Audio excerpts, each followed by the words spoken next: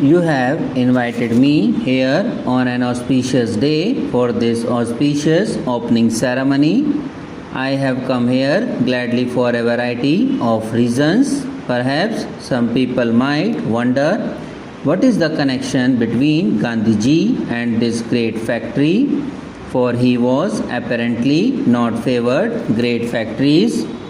He thought much more of the village and the home, and yet I feel that this idea is due to a basic misapprehension.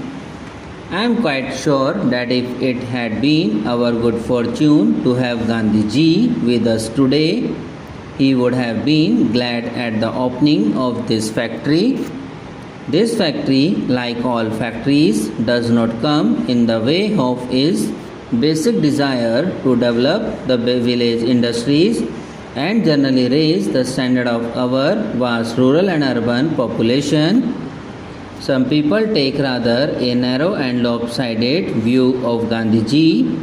None of us, perhaps, is fully capable of understanding all the aspects of his many-sided character. We cling to one or two aspects, not realizing that we do not see the whole of that remarkable personality. Many, I suppose, took the latter of what he said and paid little attention to the spirit, to the underlying philosophy for which he stood. You will remember that often he let us have glimpses into his mind which would show that mind was deep and wide and looked not only at the millions of our people but at the whole of humanity. Functioning at a particular moment in India as the leader of a great struggle against a mighty empire, he brought methods and tools into play which were particularly suited for that struggle as well as for the constructive activity of the nation.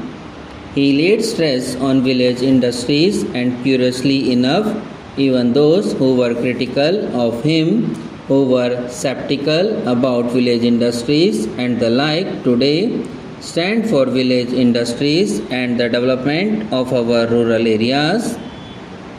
Others have arrived only gradually and through painful processes of reasoning at the conclusion he arrived at intuitively, and there is no conflict between that conclusion and this factory or other big factories that we might build because we try to coordinate the two approaches. There can be no real well-being or advance in material standard in India without the big factory. I shall venture to say that we cannot even maintain our freedom without big factories.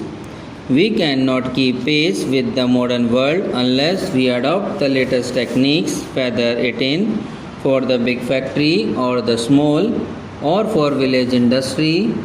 We cannot keep pace with the modern world unless we utilize the source of power that are available to the modern world. Today we stand on the threshold of the atomic age. Enormous new resources of power have been placed at the disposal of man. Whether he uses them for good or ill only the future will show. What we do know is that the power is there and we cannot ignore it. We shall have to use this new source of atomic energy when the time comes. At the same time, everything has ultimately to be judged in terms of human welfare, and the only real yardstick we can employ is the happiness of our 360 million people. Therefore, I see no inconsistency in my coming here on Gandhiji's birthday and performing the opening ceremony of this great factory. I go about from end to end in India, seeing new factories come up, great schemes take shape, and great river valley projects develop, giving power and nourishing water to our fields. I see the community projects and National Extension Service spread in our rural areas with a speed which is remarkable and without precedent in history. Remember this, that perhaps the biggest scheme in India is not this big factory, or 100 other factories, but the hundreds and thousands of community projects that are changing the face of India. That is the great revolution that is taking place in the village and in the heart of India. I see all this, and as see it, I feel excitement creeping over me. I am impressed by this magnificent structure which has been built with considerable rapidity and to the layman's eye, built efficiently, attractively, and imposingly.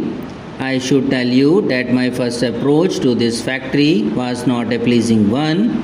I saw a huge 10 or 12-foot wall. I do not like walls and I am allergic to them. I have had too much of walls in my life, and this big 12-foot wall, mile upon mile, without a break, almost gave me a headache.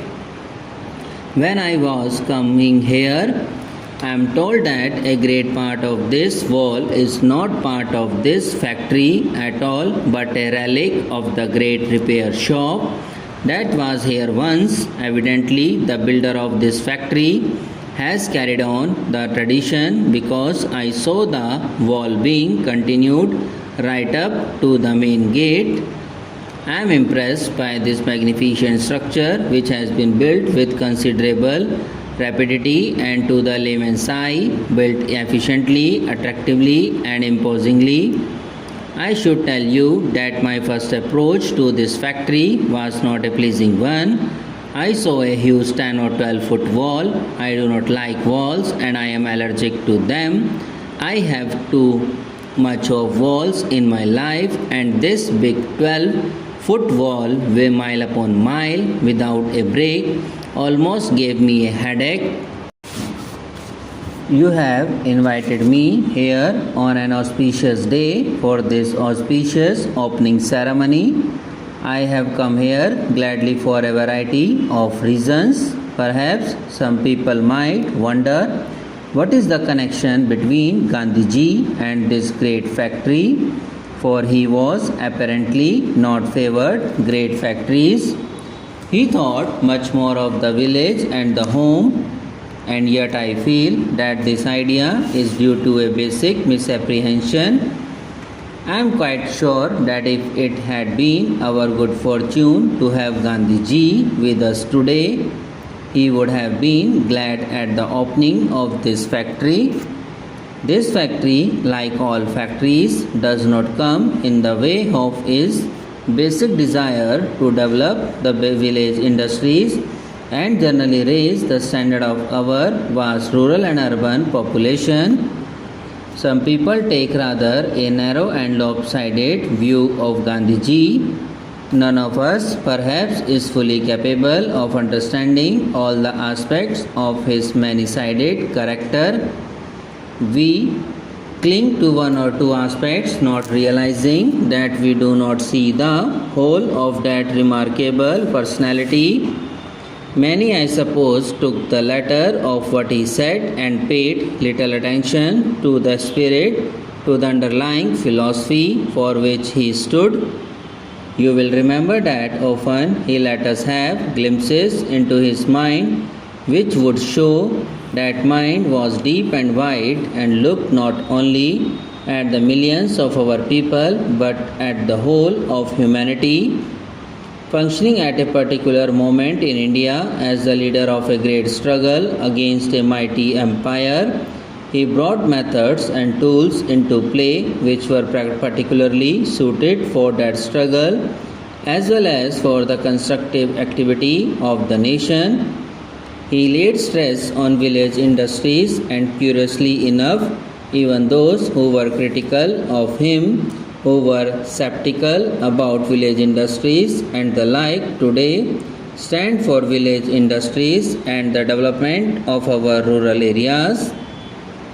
Others have arrived only gradually and through painful processes of reasoning at the conclusion he arrived at intuitively, and there is no conflict between that conclusion and this factory or other big factories that we might build, because we try to coordinate the two approaches.